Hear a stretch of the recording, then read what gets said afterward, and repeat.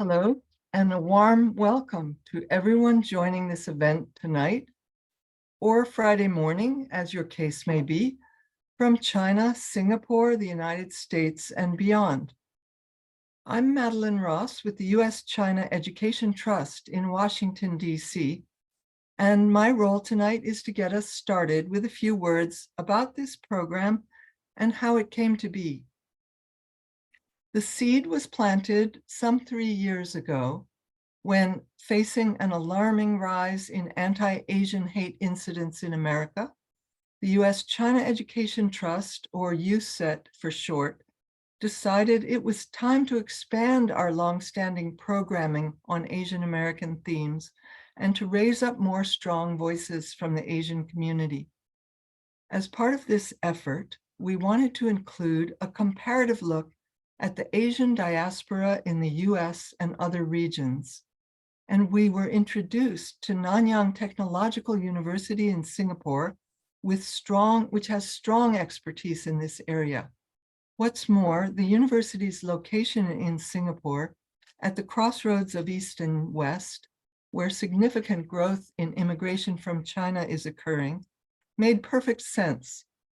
Tonight's conversation on immigration and transformation in Chinese diaspora communities is the first of several events being jointly planned by USET and NTU, each of which will include invited speakers on Asian diaspora topics. Tonight, we're very happy to be joined by distinguished sociologist and Professor Min Zhou, who has made her own remarkable journey and who will be introduced in a moment. But first, a few words about the moderator tonight, himself a distinguished expert on this topic. Professor Chun-Ho Yao is director of Nanyang Technological University's Chinese Heritage Center and its Center for Chinese Language and Culture. He is chief editor of Huaren Yanjiu Guoji Xuebao, or otherwise known as the International Journal of Diasporic Chinese Studies. And he's an editor for the Journal of Chinese Overseas. His interests include Chinese migrants and the Chinese diaspora, the ties between overseas Chinese homelands, and diasporic Chinese literature. Professor Yao's most recent books include New Chinese Migrants in Singapore, A Question of Citizenship, which is in Chinese, and a Singapore Comparative Literature Compendium, which he co-edited with Professor Sim Y. Chu. Professor Yao has spent time as a Fulbright Scholar in the United States, where he was based at the Center for Comparative Immigration Studies at the University of California, San Diego. Finally, a few words of thanks. First, I would like to thank USET's special advisor, Professor King Kok Chung, for introducing USET to Nanyang Technological University and for bringing this idea to life. I would also like to thank the Henry Luce Foundation for their commitment and support of this project. And finally, special thanks to Ms. Shui Ainthi, our communications intern, for her work on this webinar behind the scenes to bring speakers in Los Angeles and Singapore together with a large audience from Asia and America for what I know will be a stimulating conversation. We ask that you type any questions you have into the into the Q&A section, where the speakers will see them and answer as many of them as possible. And now for the main event, it is my pleasure to turn this program over to our moderator, Professor Chun-Ho Yao. Thank you. Greetings to the distinguished speakers, Professor Min Zhou, to Madeline Ross, President of the U.S.-China Education Trust, scholars, students, and friends. A very warm welcome to the webinar seminar that Professor Min Zhou is going to deliver. I am Yao Chun-Ho, Director of the Chinese Heritage Center at the Nanyang Technological University, Singapore. The Chinese Heritage Center at NTU has the mission to promote better understanding of overseas Chinese migrants, Chinese descendants, ethnic Chinese, and Chinese diaspora across the world. As the director of CAC, it is my pleasure to moderate the USAT webinar. This is more so when the speaker, Professor Ming Zhou, is my ex-colleague at the Nanyang Technological University and the preceding director of CAC. First of all, let me congratulate Professor Zhou for her most recent great achievement. She was elected on May 4th, a week ago, to the U.S. National Academy of Sciences. So this is an amazing addition to her amazing profile of many accolades, including being elected to the American Academy of Arts and Sciences in 2022. Let me introduce a bit more about Professor Ming Zhou. She is Professor of Sociology and Asian American Studies, Walter and Shelley Wang Endowed Chair in the U.S.-China Relations and Communication, and the Director of the UCLA Asian Pacific Center. Professor Ming Zhou is an internationally renowned scholar in the areas of migration and development, race and ethnicity, and entrepreneurship, refugee studies, Asian diaspora, and the sociology of Asia and Asian America. She has published 19 books and more than 200 journals articles and book chapters. She is the author of Chinatown, the Socio-Economic Potential of an Urban Enclave, published in 1992, Contemporary Chinese America, Immigration, Ethnicity, and Community Transformation, published in 2009, and The Accidental Sociologist in Asian American Studies.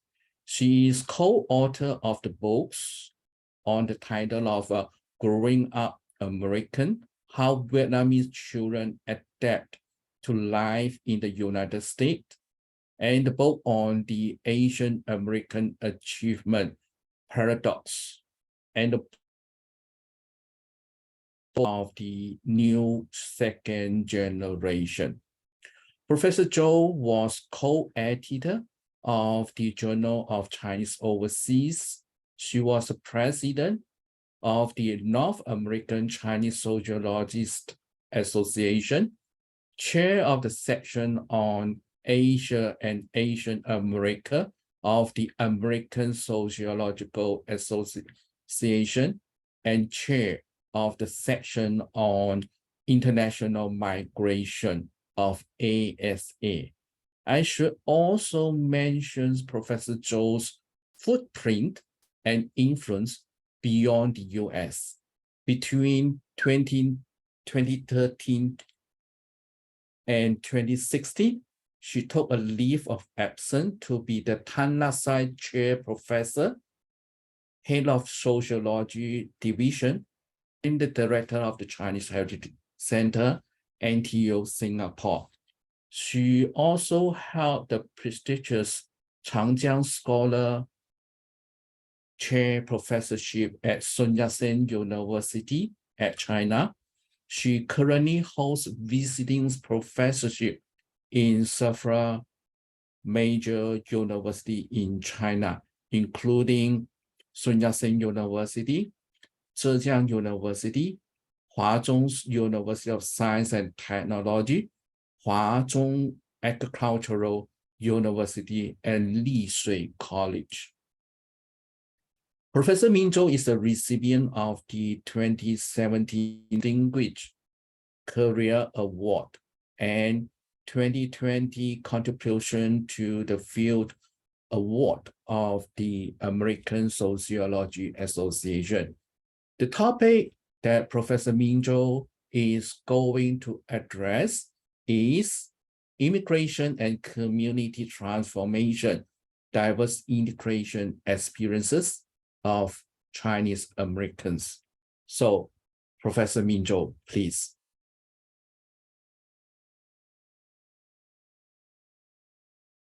Professor.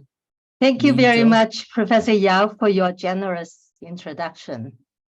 Let me share my screen.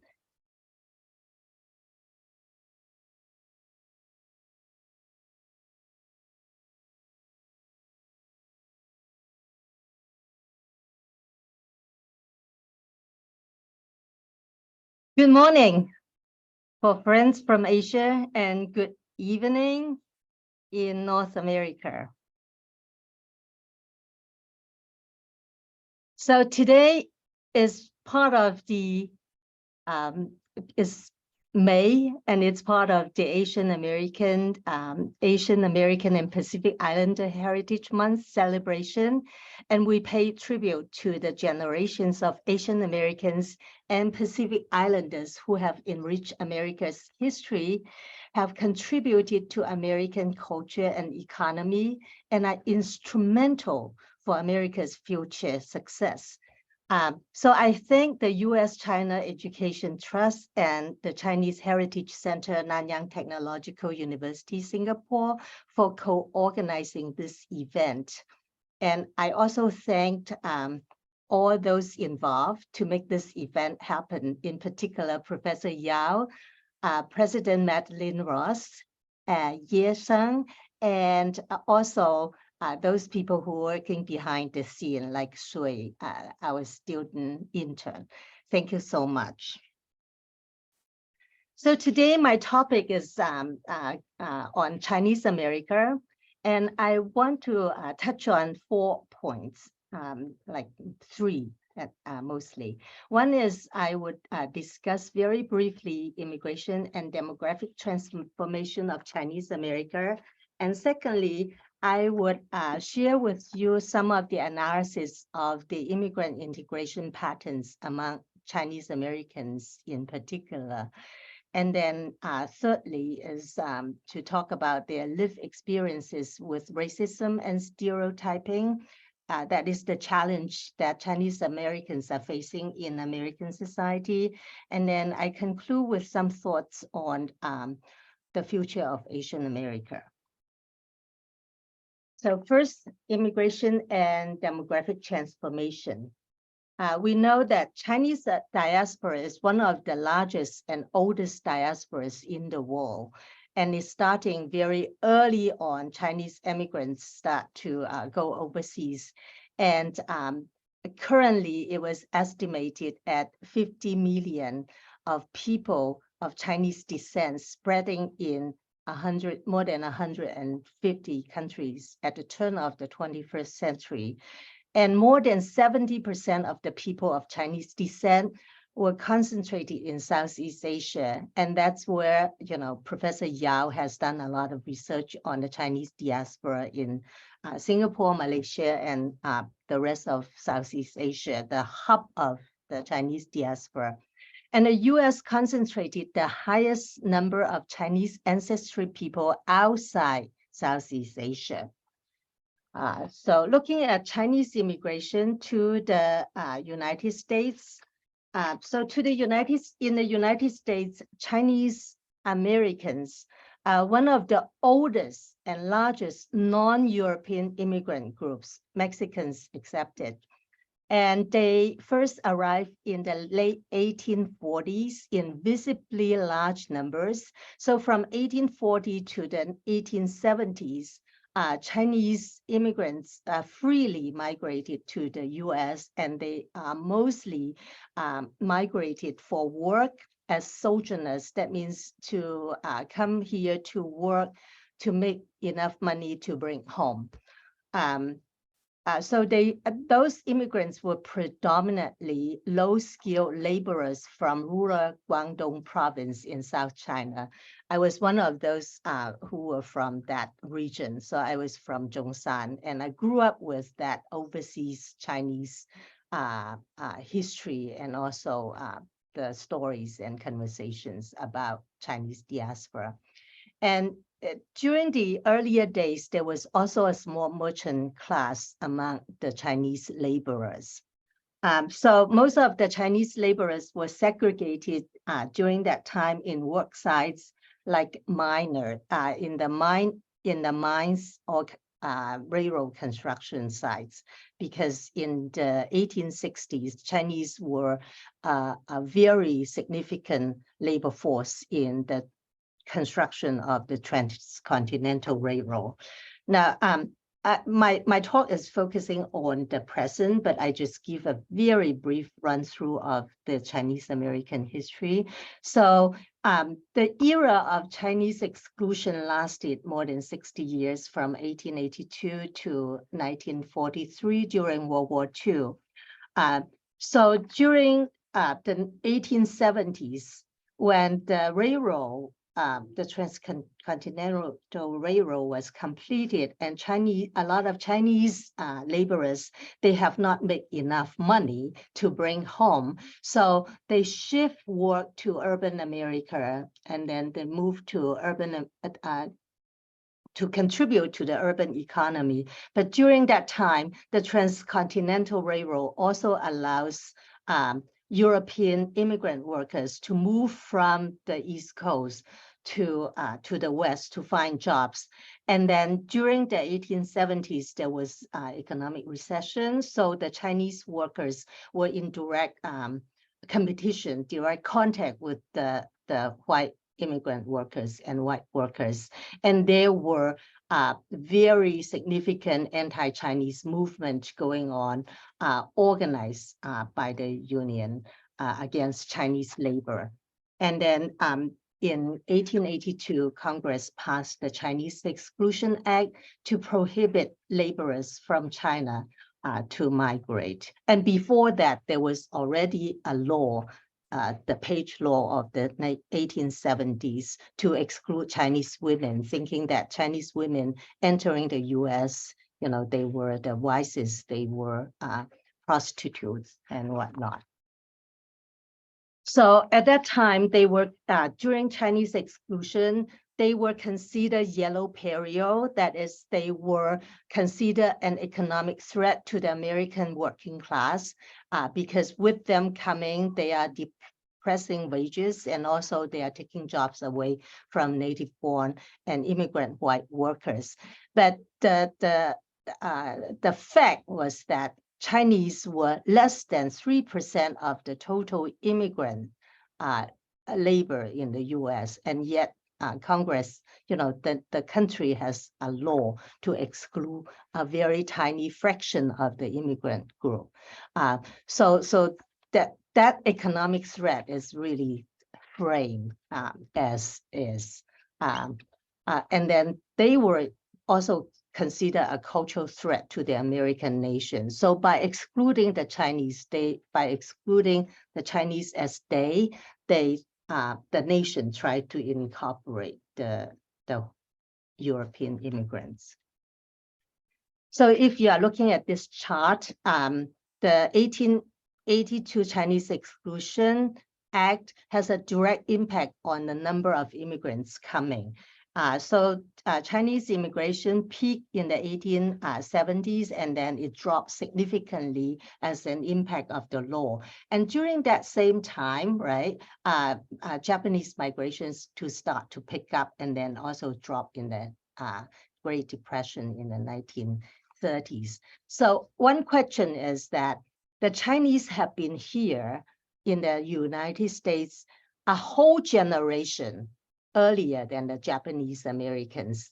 And even though both groups are excluded, and yet Japanese Americans today, they are already evolved into a native-born generation, with the fourth generation coming of age. And yet the Chinese American group is still the first generation dominant, with a smaller fraction of the second generation, and the third generation is quite tiny. So that reflects on the different level of exclusion against Asians during that time. So the outcome of social exclusion of Chinese, one is just, the number drops, right, significantly, even though there were a community resistance against exclusion by facilitating Chinese immigration to the US through different means, right, through illegal means. And then a very direct outcome of social exclusion is residential and occupation segregation. So Chinese are largely segregated in Chinatown, and they were also confined to certain occupations like laundry and restaurant businesses. And then in Chinatown, there is also, or in the Chinese community per se, there is also distorted natural population growth. Because there is a lack of women. Women were prohibited to migrate.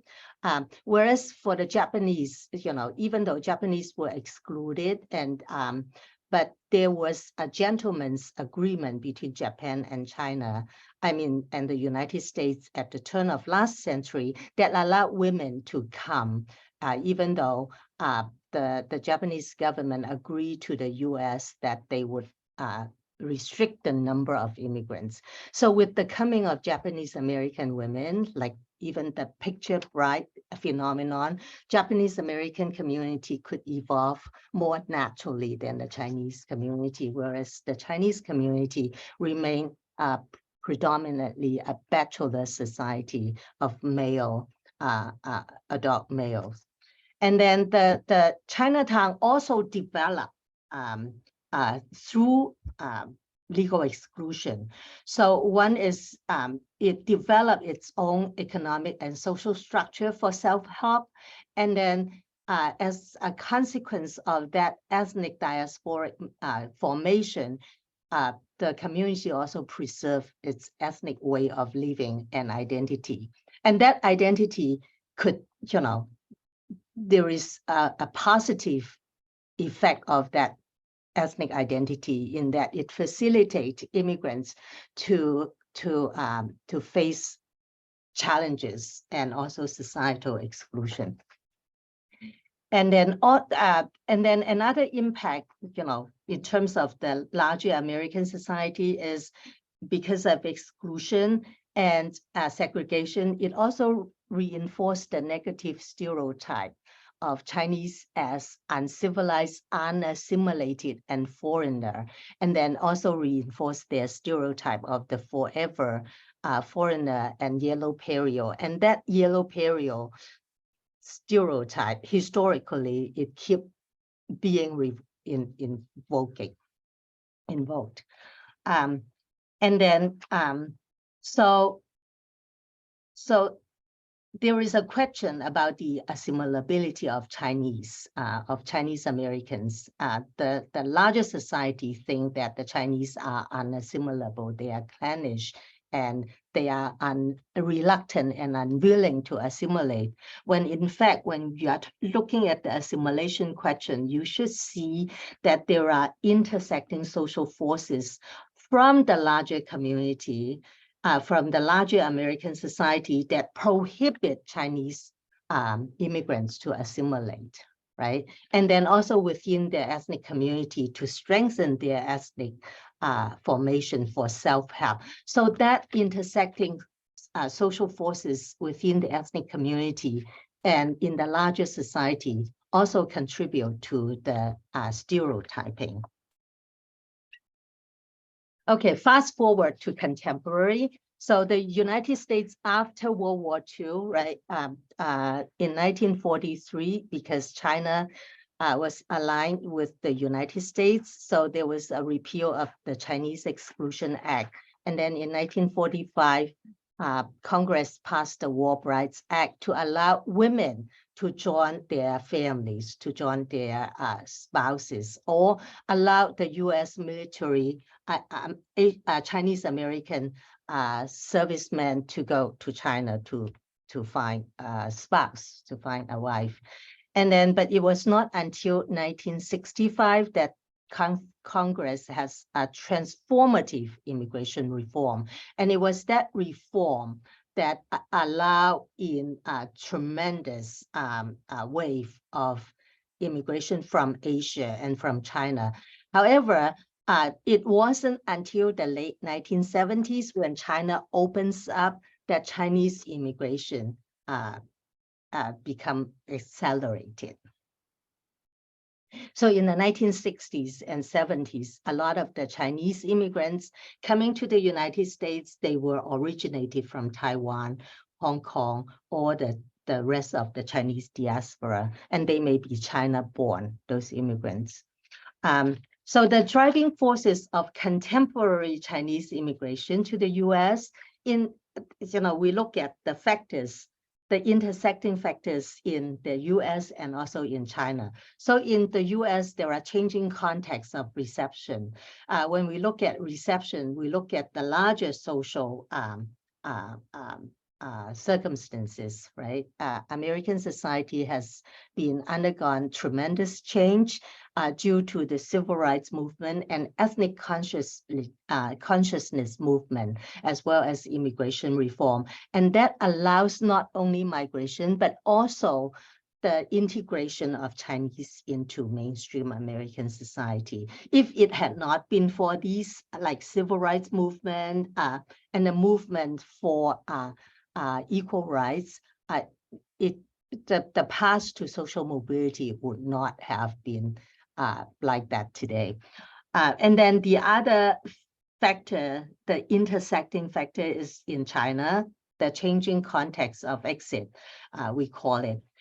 So the changing context of exit allows us to look at the factors of China's open door, economic development, the relaxed immigration policy from the state, and policies promoting diasporic engagement. And that's very important because immigrants migrate, on their family ties. And during the close off in China, especially during the Cultural Revolution, diasporic ties were severed. And also, if you have overseas Chinese connections and relations, you need to duck your head down because you would consider, spying for the foreign power or something. And then also there are very strong policy to promote academic and student exchange. As we know that a very significant proportion of contemporary Chinese immigration is due to student migration, especially the skill migration. So the student migrants is a contributing, student migration is a contributing force to contemporary Chinese immigration to the United States. So if you are looking at this chart, so you can see the trend. Chinese immigration, it increased, yearly and at very high volume, whereas Japanese immigration has been plateaued after World War II at a very low level. So immigration transformed Chinese America. For that matter, it transformed Asian America as well. And Chinese are the largest Asian American subgroup here. So now the census counts more than 5 million. The exact number is very hard to tell because, there are different census estimates, and the census count is also severely undercount. But compared to the 1960s, you see that within the 60 years of time span, and the growth of Chinese population increased manyfold. And a large factor that contribute to the manifold population growth is international migration. And then the sex ratio has been fairly balanced now. At the turn of last century, Chinese America is predominantly a bachelor's male society. And even in the 1960s, still female is the ratio of female is 43%. And now female is 51% in the Chinese community population. And among them, about 2/3 of them are foreign born, that is first generation like myself. And then 25% are second generation, that is the children of foreign born parentage. And then the third plus generation, that means your grandparents were born in the US, they were less than 10% of that population. So by today, Chinese America, even though they came here the earlier than a lot of European, Southern and Eastern European immigrants, they are still a predominantly immigrant group. And then a lot of them are newer immigrant groups. So about 30% arrived in the US only in the past 15, 20 years. And now the population, about 60% of the immigrants are naturalized citizens. So they are spreading across all US, but more than 50% of them concentrate on 2 states, New York and my state, California. So the characteristic of Chinese immigrants, they are diverse in origin, right? In the old days, most of the immigrants were from Guangdong province. And among those from Guangdong province, most of them from, from the Jiangmen region. And today, more than 60% from mainland China, but within mainland China, they are not just from Guangdong, they are from all over China.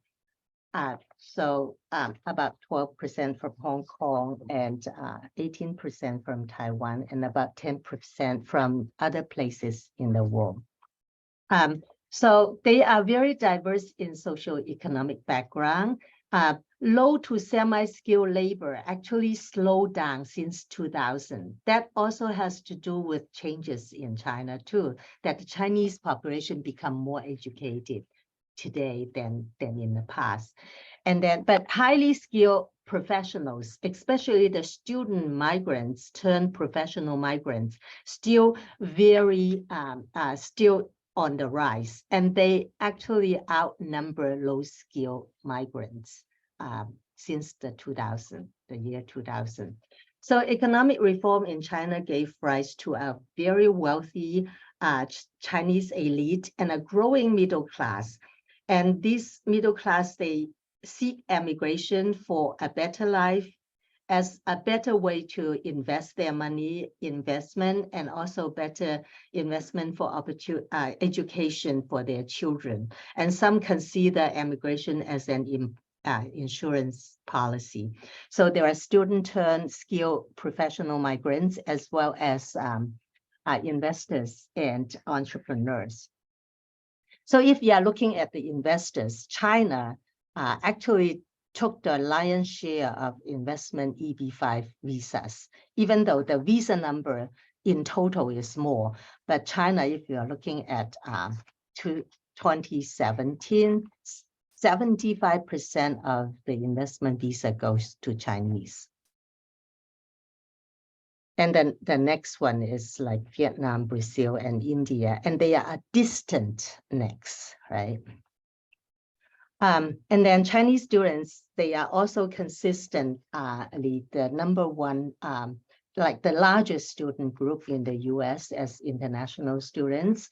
Even though there was a very steep decline in 2016, I still cannot figure out why there is such a decline in 2016, but they still remain the largest international group. So if you are looking at this chart, right, this is what I mean. So this line is for the Chinese. international students getting student visas. So in 2016, there is a significant dip.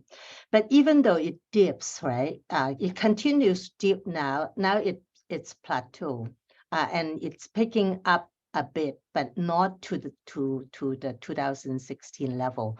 But still, they are significantly larger than other larger international student group.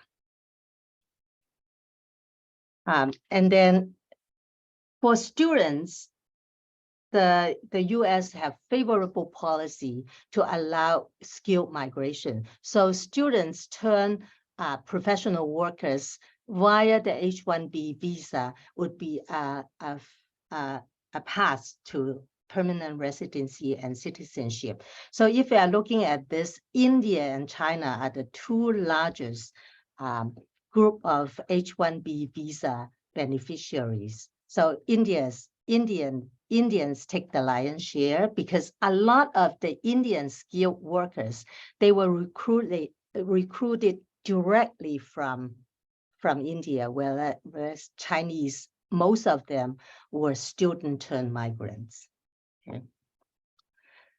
Okay, so second point, I will go faster. So the immigrant integration, patterns of immigrant integration. So I'm a sociologist. When we look at the outcome of successful or not successful assimilation, we use measure socioeconomic status like SES. As measure is a composite measure for education, occupation, and income as the hot indicator whether a group is integrated well into society or not. So there are reference group, of course. So sometimes when you are comparing the outcome of the second generation to see how well that group is doing, they compare with the parent generation, that is first generation versus native-born generation. But then there are also, like if the first generation's level of education is very high, it's very hard for the second generation to catch up, right? But then you also have the reference group as non-Hispanic white, like the society's dominant group. So it depends on how you look at the integration pattern, but using the reference group is very important. I kind of prefer to use the non-Hispanic white or American average as the reference group rather than your parental generation. So we also seen patterns of segmented assimilation. Segmented assimilation is a theory that me and Alejandro Portes established, which has become a very influential theory in examining immigrants' integration outcomes. So there are upward social mobility, upward or downward mobility. So upward mobility is both through shedding your ethnic labels and becoming American, right? But downward assimilation is also shedding your ethnic identity and becoming American, but becoming American in the underprivileged segment of society. But downward assimilation is not very dominant, but there are people who are, who are vulnerable of downward assimilation. But then there is the segmented assimilation theory also noticed a very significant pattern, especially in Chinese Americans, is the assimilation by way of the ethnic community. That means you don't have to shed your ethnic identity. You can cling to your ethnic community, but you still are able to move up socioeconomically, especially when it is measured by socioeconomic SES, like education, occupation, and income. And also especially look at second generation mobility. So there are among Chinese Americans, there are different paths to social mobility. One is the time-honored path of starting from the bottom, regardless of your pre-migration socioeconomic status. So if you are a professor in China, you may, because of language and cultural barrier, you may get stuck in Chinatown. However, Chinatown allows you to work and then pave the way for your children to move up. So that's one way. And the other way is occupational attainment through education. And then the third way is entrepreneurship. So in the 1990s and 2000, when I studied the Chinese immigrant social mobility, I noticed that a lot of people articulate the threefold American dream. So one is to be your own boss, to live in your own house, that means home ownership. And the third one is to send your children to the Ivy League. That's the occupational attainment through education path. Okay, so I did a lot of research, starting from my Chinatown study in my doctoral research. I look at ethnic entrepreneurship as a viable alternative path to social mobility. In other words, you can move upward intergenerationally through Chinatown, because Chinatown, the way Chinatown is organized, provide resources to facilitate immigrant integration. It may not be for the first generation, right? Because a lot of first generation, they may still not knowing how to speak English. They may still, get stuck in Chinatown, eating Chinese food and stuff, but their children are moving up. So the direct effect of ethnic entrepreneurship and self-employment, one is it creates economic opportunity for yourself and for the co-ethnic. That means, your country folks. Co-ethnic means people of Chinese descent. And then there is also, in our research, there is also earnings advantages over other forms of employment. And then there are also very significant non-economic effects that people may not pay enough attention. So one is, with higher level of ethnic entrepreneurship in a group, it could release sources of potential competition with the majority group. So you avoid direct competition. And secondly, it nurtures entrepreneurial spirit and provide role modeling and informal training for aspiring entrepreneurs. So when a group has more entrepreneurs, then the ethnic economy becomes strengthened, and the ethnic community also has stronger economic resources. And then the other non-economic effect, it could also serve as a means for social status recognition and competition. Like if you're a boss and you are actively engaged in the ethnic community, people know about you, even though you are marginalized in the larger society and you're nobody in the larger society.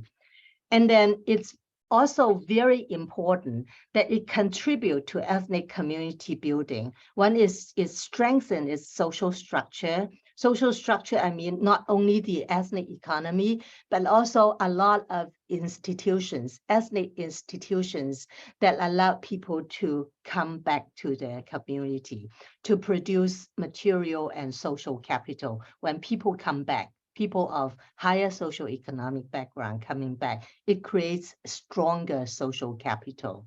So ethnic entrepreneurship is considered a positive path to social mobility. Now that is my argument, and I have empirical evidence to support that argument, even though it remains controversial.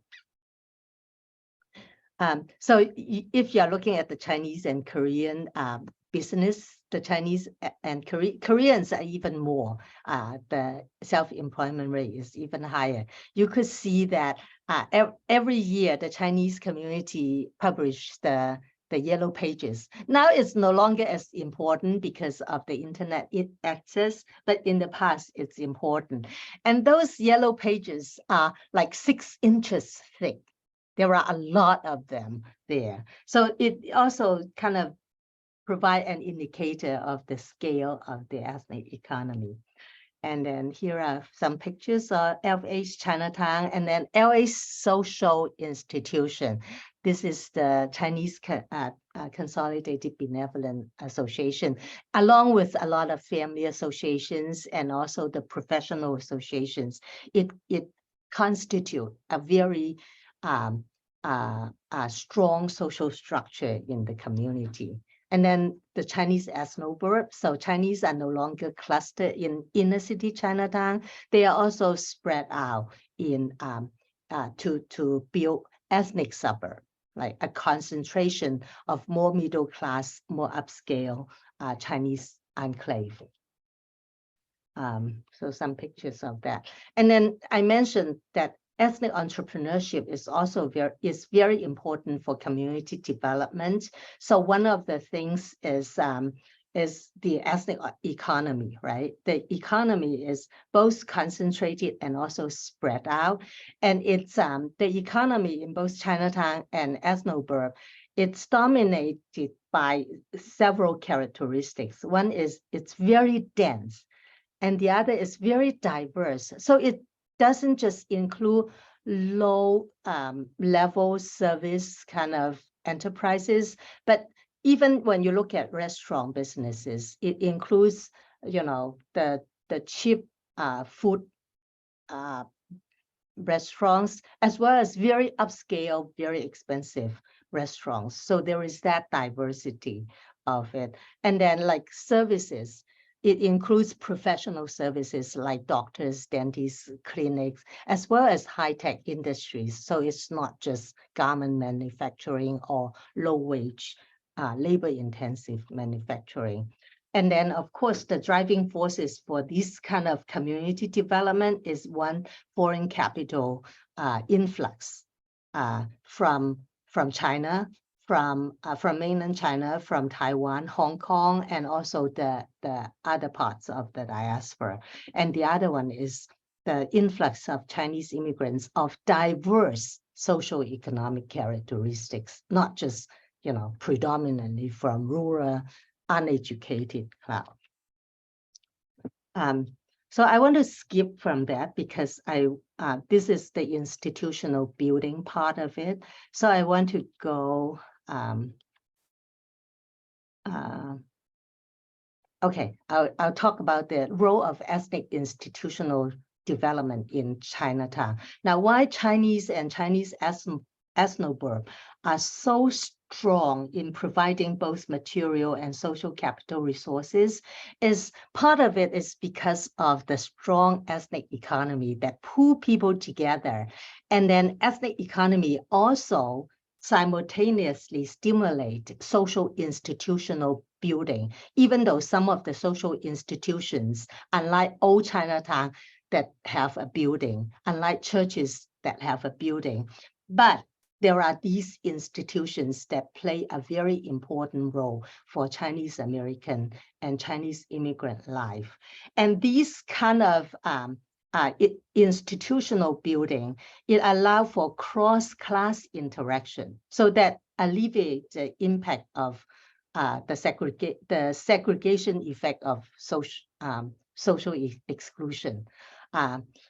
So the negative effect of residential segregation is that the poor are segregated, right? Social class segregation. But if you are in a community, even though the residents living there may be poor, but there are a lot of middle-class traffic into the community that allow for cross-class interaction. The social capital in that community is stronger. So that's what I mean. Ethnic segregation is by and large voluntary, but it does not necessarily lead to the same kind of resource deprivation and social isolation incurred in forced isolation in inner city minority neighborhood. So the integration outcome of Chinese Americans are very extraordinary, right? If you're looking at education,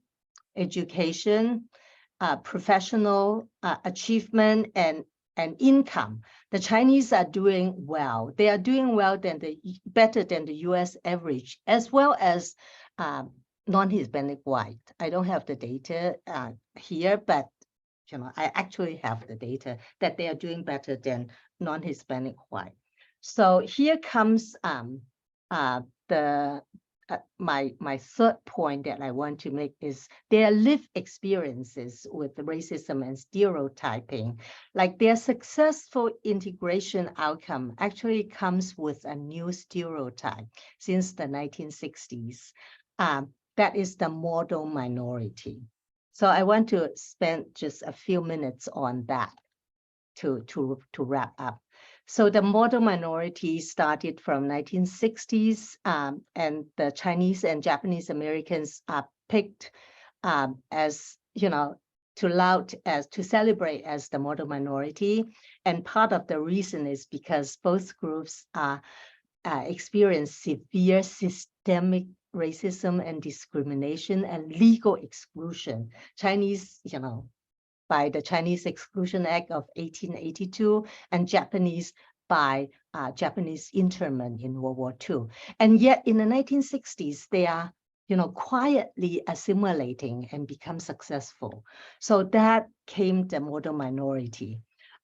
So I want to share with you some of my analysis of the main effect of that model minority stereotype. So I will go very fast on that. One is, I argue that the model minority, even though you are perceived by the larger society positively, but actually it serves as a new mechanism of exclusion. Now, I can give you an example. Years ago, when I taught a race class in Louisiana, when I teach at LSU, at that time, Louisiana is just black and white with very few Asian. And I'm one of these Asian professors that anybody could ask sensitive race questions.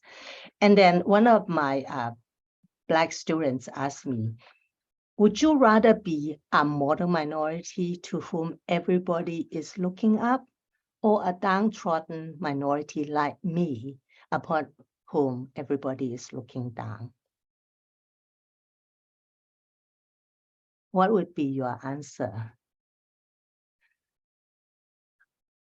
Now, I had to pause a little bit, and then I said, neither. Why should I be singled out, right?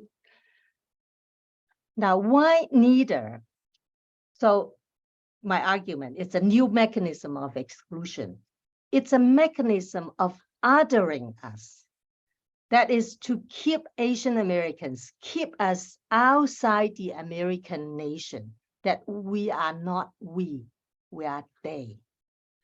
By setting us apart, not only from other minorities, but also from non-Hispanic white.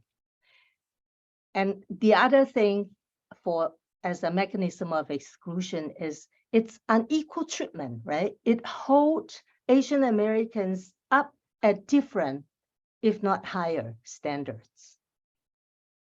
So it's very stressful to be labeled as the model minority because your expectation is different.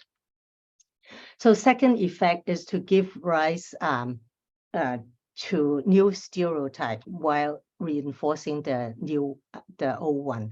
So the new stereotype is the tiger mom stereotype, the nurse stereotype, the forever foreigner stereotype.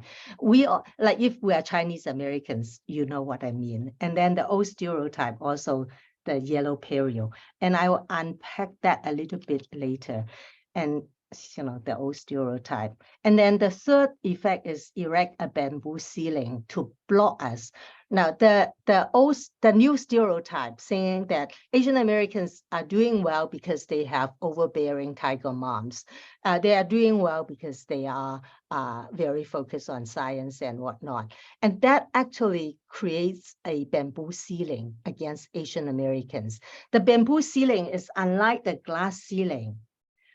Glass ceiling, you can see very clearly what's up there and you can be inspired. But bamboo ceiling, you cannot even see what is possible up there. So your occupational achievement is stifled early on by that bamboo ceiling. It affects Asian Americans in particular. The fourth is to promote neoconservatism among Asian Americans. And a lot of Asian Americans and Chinese Americans in particular, they believe that I make it because I pull myself up by my own bootstraps. And then they tend to become complacent to claim civil rights and whatnot. And then fifth is to blur the reality as if we no longer face racial discrimination, when in fact persistent, overt, open, public, and covert, like hidden anti-Asian racism are present, have been present over the history, but sometimes it becomes more overt. So example would be the overt racism, anti-Asian or anti-Chinese hate. Classical example is the killing of Vincent Chin in 1980. Vincent is a Chinese American man who was mistaken to be Japanese when the US economy was in competition with Japan. And he was beaten to death by two white auto workers who were unemployed at his bachelor's party a few days before his wedding. So that's a very classic example of anti-Chinese racism. And then fast forward to today, it's the COVID-19, right? The disease, the virus was racialized as Chinese virus, Kung flu, right? And then the Stop AAPI Hate website has recorded more than 11,000 incidents of Asian racism across the country since March, as of March 2022. And a lot of it has this anti-China, anti-Chinese, anti-Asian rhetoric there. And then when we go back to history, we have experienced this at the turn of last century. And then it become apparent and become our contemporary lived experience today. And then, another form of overt racism is racial profiling by our government, right? Chinese Americans are suspect of spying for a foreign nation, for China. So a classic example is the case of Wen-Ho Lee in 1999. Dr. Lee, he is a Taiwanese American scientist, and he was charged with 59 counts of stealing secret about US nuclear arsenals for China, and he was jailed wrongly. And then, in contemporary time, just in the past few years, because of the China Initiative, Chinese American scientists and engineers are again profiled and are targeted as part of that China Initiative to combat economic espionage. And the case of Professor Gang Chen at MIT is a good example. By the way, Professor Gang Chen also was just elected to membership of the US National Academy of Sciences. So we are kind of co-member now. And then there are also covert racism, like microaggression, sociologists and psychologists call it, that is subtle racial stereotyping that indicate you are a forever foreigner. Say, where are you from? You speak such good English. So these are the kind of examples of microaggression, hidden in the discrimination that you are not considered you are considered from a different country. So I'm going to wrap up. So here are the kind of the words I like to have that quote, which I interviewed in the 1980s, right? And it still stands true today. And she said, this woman, US-born Chinese American, said that the truth is, no matter how American you think you are or try to be, you don't look American. If you have almond-shaped eyes, straight black hair, and a yellow complexion, you are a foreigner by default. People will ask where you come from, but won't be satisfied until they hear you name a foreign country, and they will naturally compliment your perfect English. So lastly, I want to say a few words about the impact, the future of Chinese America. So at the present moment, the worsening US-China relations put Asian Americans and Chinese Americans in particular in a very disadvantaged and precarious situation. Just now I mentioned the government racial profiling of scientists, of the successfully integrated immigrants, right? So there are negative effects. One is it discouraged students to come to the US to study or seek employment in the US. That way, US lose that talent competition, that global talent competition. And then it sets also barriers for Chinese immigrants to integrate into American society. So my last slide. So what would be the future of Chinese America? So are Chinese Americans becoming white in the future? This is an empirical question. Some people said that the Chinese today were the Irish, Italian, or Jewish of the turn of last century when they were discriminated severely, and now they were all becoming white. Are Asian Americans becoming white? Maybe or may not be. It's an empirical question. But in 50 years of time, that American nation as white may change, right? Okay, are they becoming people of color? Now that is also kind of an empirical question, but we have experience in it. The Chinese Americans and Asian Americans in particular, because of that model minority stereotype influence, they are ambivalent, and other groups, ethnic racial minority groups, are also ambivalent about including us as people of color, POC. Are they becoming Asian American? You know, that's more likely the present reality, that we are becoming Asian American with the ethnic, American ethnic identity, and that social identity is constructed for self-employment and activism. So it raised the awareness in resisting the model minority stereotype, and also to help us collectively to fight to be included into the American nation. So with that, thank you, and I welcome your questions. Hello. Hello, can you hear me? Thank you so much, Professor Min Zhou, for your fascinating presentation on the diasporic Chinese experience in the US.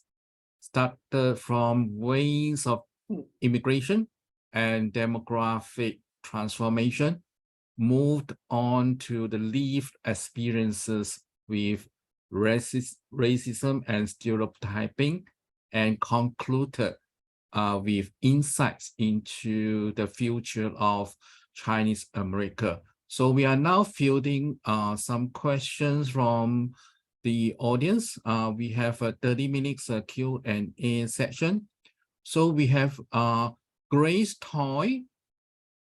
She is concerned about the calculation of generation in her family trees. So she was asking what generation would she be if my grandfather, a paper son, lived most of his life in the US, but my parents are immigrants from Hong Kong and China. They were separated for many years and will never be able to live permanently together in the same country. And she is the first generation to be born in the US.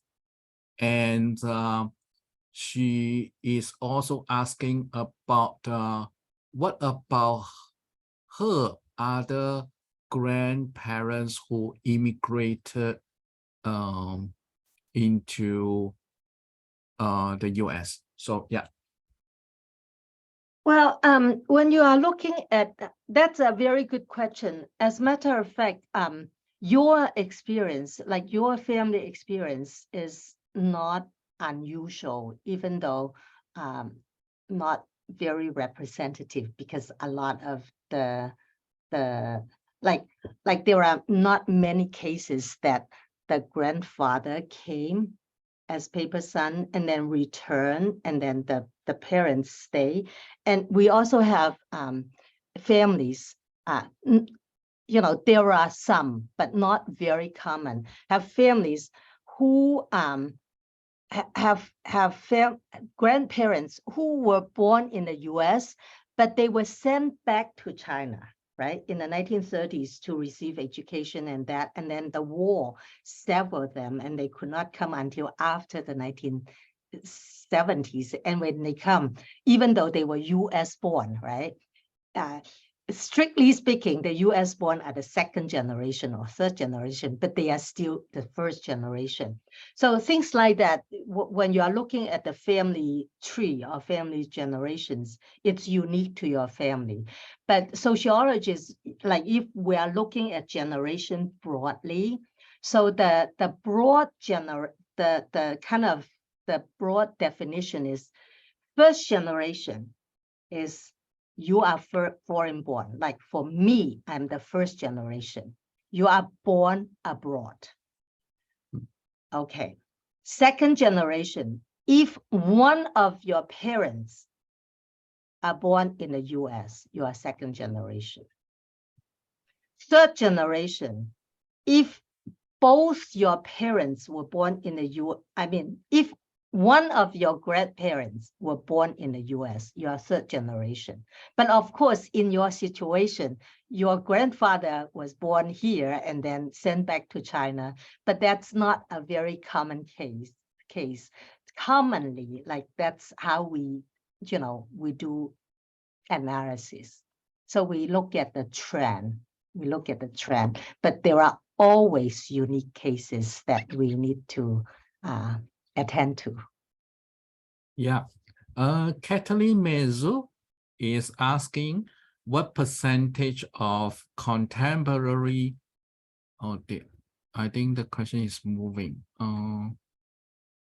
Where is Kathleen? Okay, maybe I read out the questions by Rita Haddon.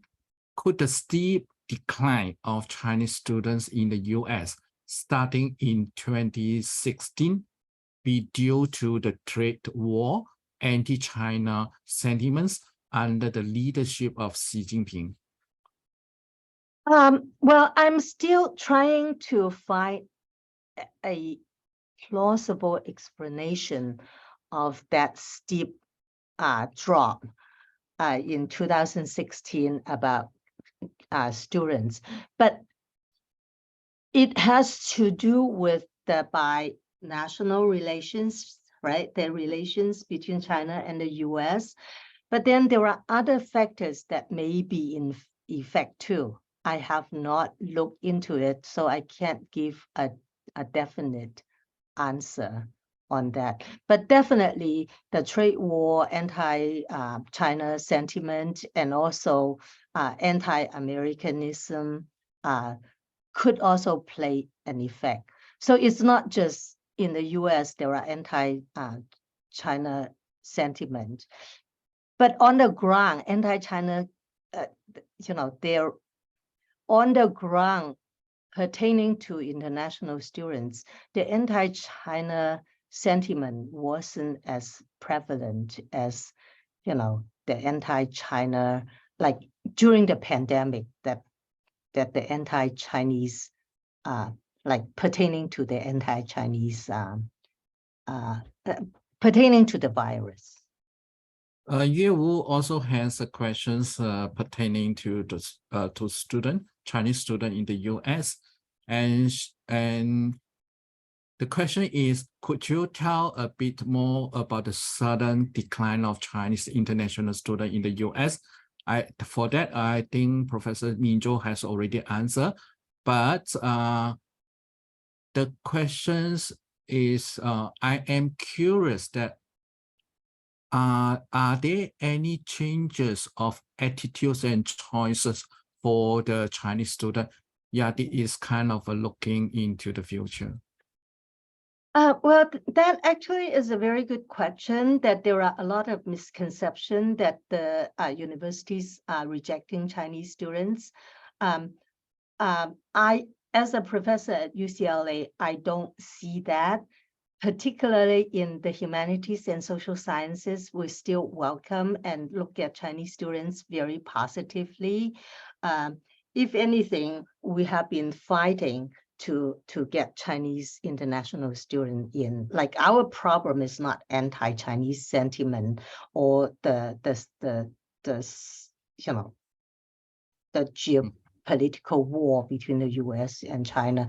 Our issue is more like the state funding, the funding for graduate students, and that is our hurdle, our barrier.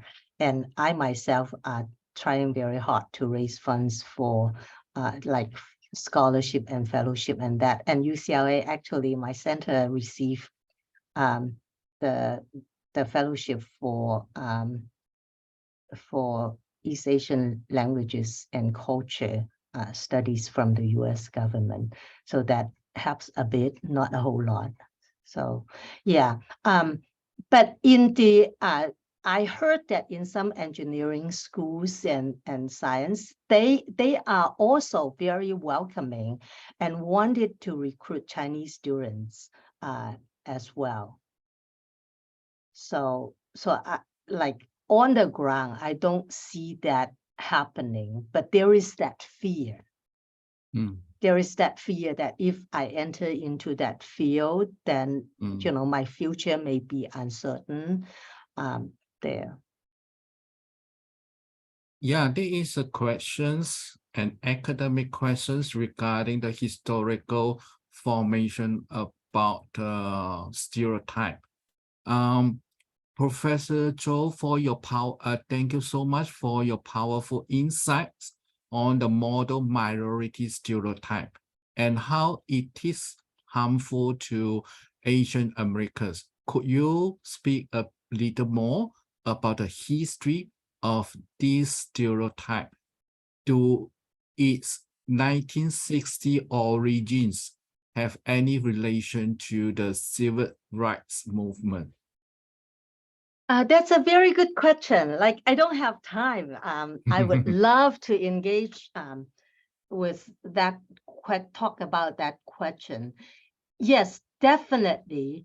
When I say what's behind the model minority framing, you have to look at the timing of it. What happened in the mid-1960s in the US? So think about it. In the 1960s, it was at the height of the civil rights movement and the African-American fight for equality. And Congress also passed laws to, to prohibit discrimination by race, by national origin in the workplace, and all that. The Civil Rights Act. So the mainstream media responded to this success, the legislative kind of the success outcome of the civil rights movement, by picking two groups who were historically discriminated against by our government, legal discrimination, right? And to highlight their success. Now, I could argue that what is behind that framing, and the framing is by the New York Times magazine and US News and World Report, right? Those are very influential mainstream media to highlight the Chinese American and Japanese American as model minority. What was highlighted is that they achieved their success because they have the right culture, they work hard, they value family and all that. So everything is point kind of to the African Americans, saying that, look at these Asian Americans, they can make it, why not you? Now, now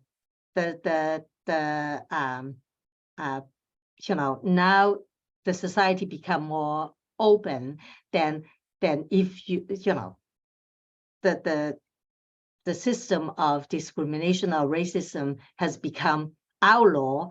And if you still can't make it, it's your problem. It's kind of like that. So it's pit one group against the other. And that, going back to what I conclude about the ambivalent attitude about Asian Americans being people of color, right? And because we are the model minority, other ethnic minority people also think of them as whitened, right? Whitewashed. And they also have an ambivalent attitude towards us. And we, there are influence of that neoconservatism in our community too, saying that, yeah, we make it because of our effort. We make it because we have strong family, without knowing that these factors are intersecting. If the society is not constantly fighting systemic discrimination, however strong family value you hold, you have, you would not be able to make it. And then the other thing about the Asian Americans, achieving so high, a lot of them, they have already achieved on arrival. See what I'm saying? Like more than 50% of Chinese Americans and more than like 70% of Indian Americans have a college degree upon arrival. So in a way, on arrival, they are already well integrated, right? And then when they are here, they hit the bamboo ceiling. So if you are complacent and not continue the fight, then we could lose out our so-called privileged status that our parents established for us through immigration. Okay, there is a questions raised by Daniel Andre, and from another audience. Let me combine these two questions together. Is there any information about embracing biculturalism? For example, accepting both an American and Asian identity, and where do mixed Chinese people fit in all of this? Yes, as the society, American society, become more open, so it allows for multiple identities, to claim and even to practice.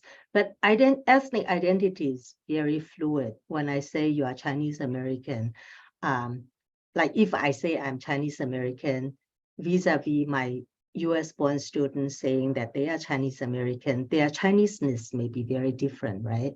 And their influence by their ethnic culture may be different.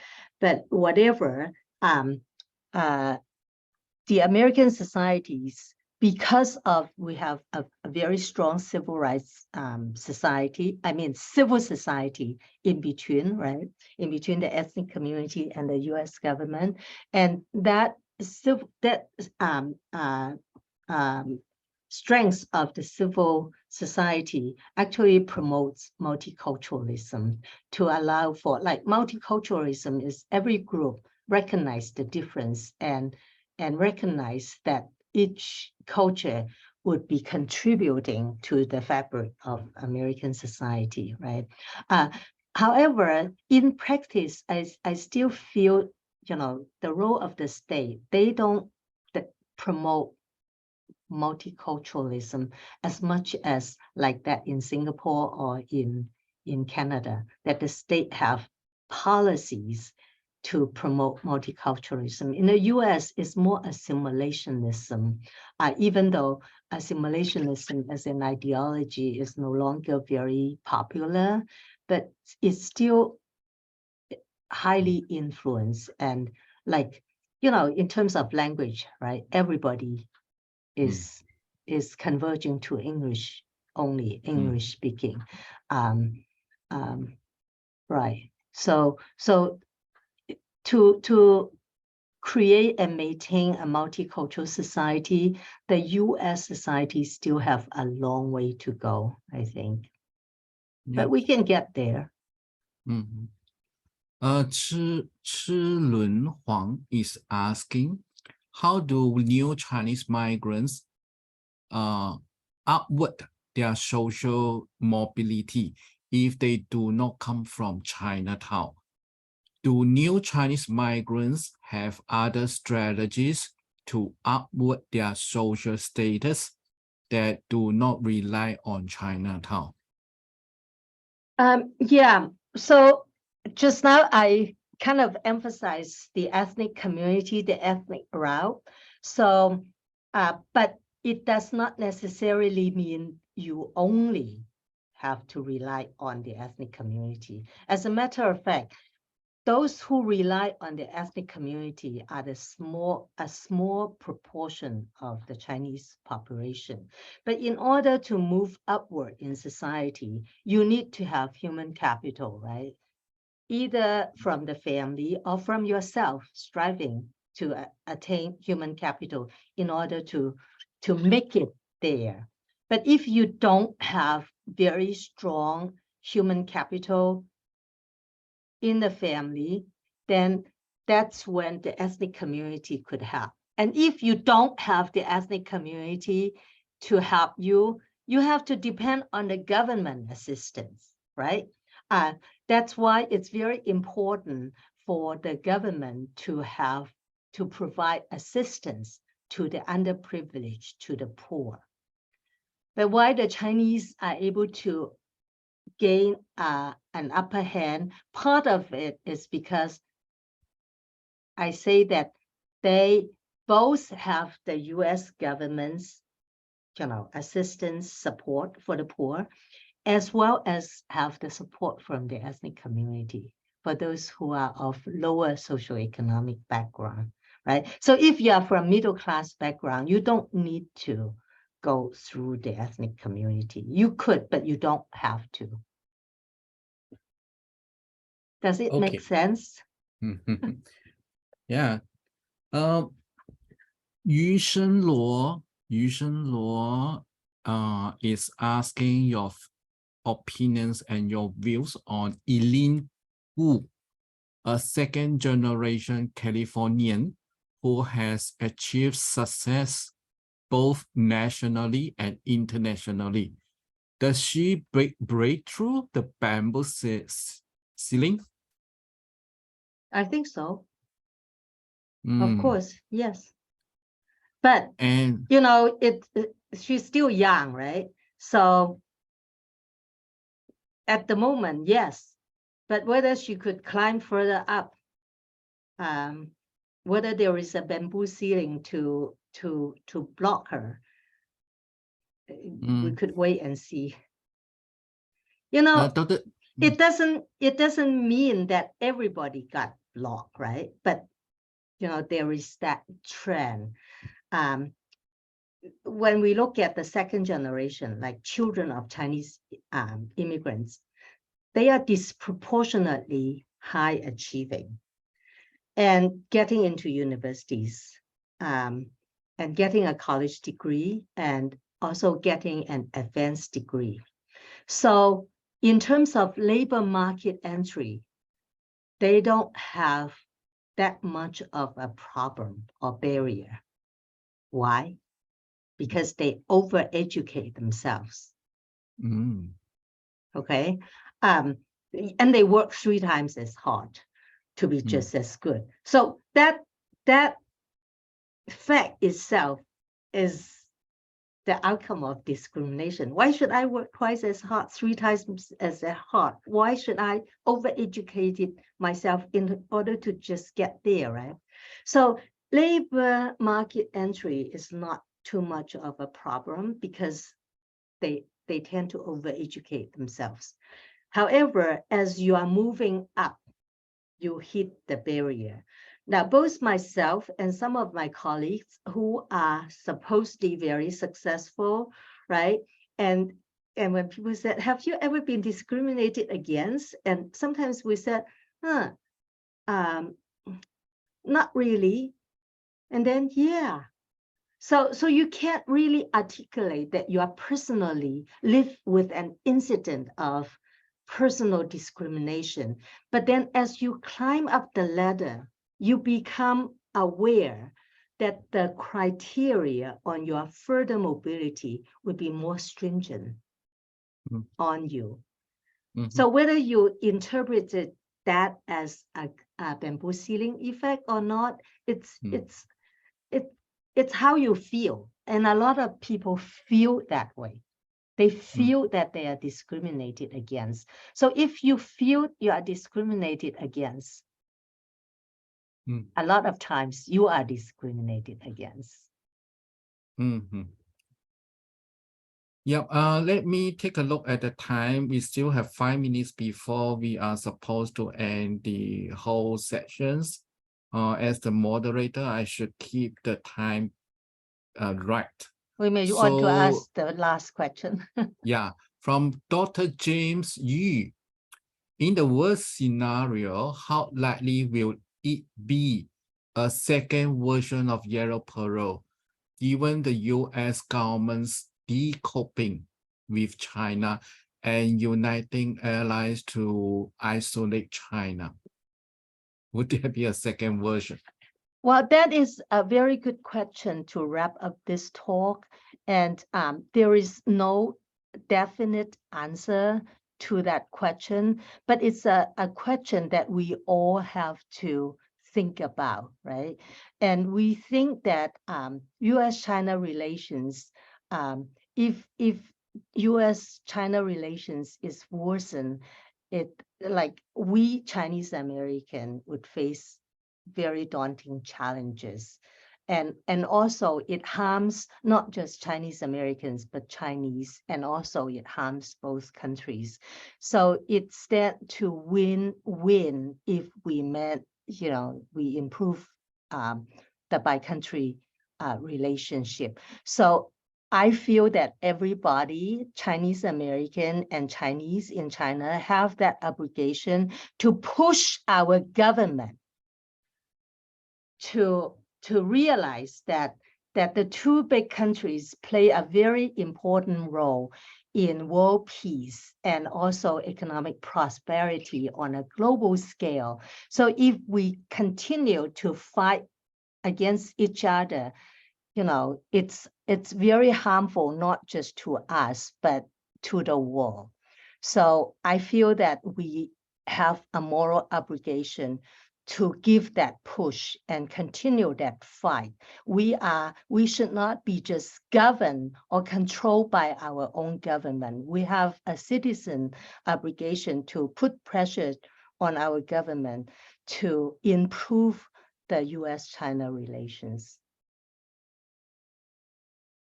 Okay, with that, we are very sure that we already have a very stimulating discussions.